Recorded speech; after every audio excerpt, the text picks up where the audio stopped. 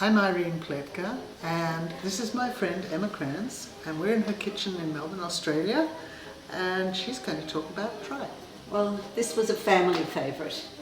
If my mother ever said to her friends, "I'm cooking tripe," everyone wanted to come over for what was called flacky. My children also like it, though I don't know too many people who do. But we have a few special friends that we make it for once or twice a year.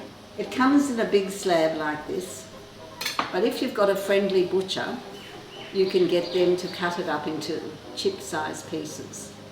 When my mother made it, it was a rigmarole because the tripe didn't come cleaned, and it would take a long time to clean it. Nowadays, it's really beautifully clean. You can see it's pristine, it's pressure washed, because truthfully, I mean, tripe is the lining of a cow's stomach, one of the, I think the third, this honeycomb tripe. There are different kinds of tripe. There's one called blanket tripe, which is sort of flat, but this is honeycomb tripe. When the cow is slaughtered, whatever was in the stomach is what coats the tripe, and so it has to be really, really well cleaned.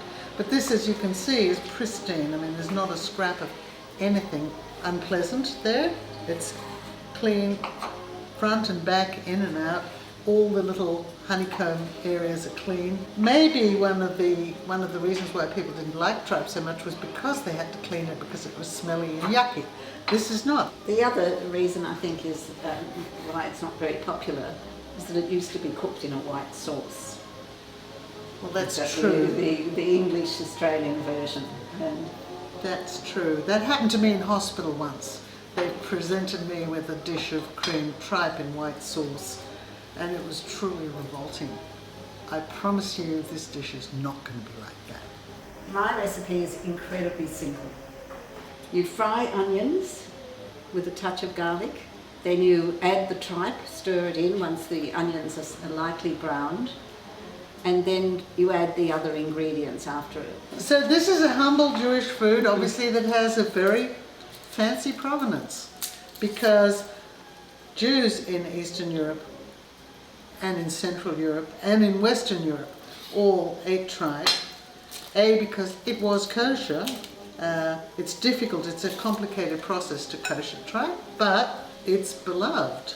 And so, yeah, if you haven't tried it, take a flutter on this one, because Emma's tripe is really good. Hello, I'm Sonia and I'm the helper. I've chopped up the onions as I was told, and the garlic and the parsley, and it all smells delicious. Okay, so I shall put that into our hot oil. Is it ready? Yeah, not the parsley, just the onions. Just the onions. Okay, we'll do that. We've now browned the onions and we're going to just toss in the tripe. And it just needs to be stirred through. After it's tossed through for a few minutes, we'll be adding the other ingredients. Dill, carrots, chopped parsley, an optional stock cube.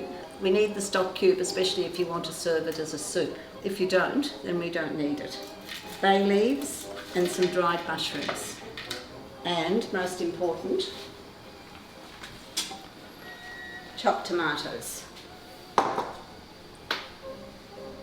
And that's all. And it cooks then for an hour and a half. And it smells, I must say, heavenly. So, tripe, how have you cooked it? So, I didn't cook this, my friend Emma cooked it. It's her specialty.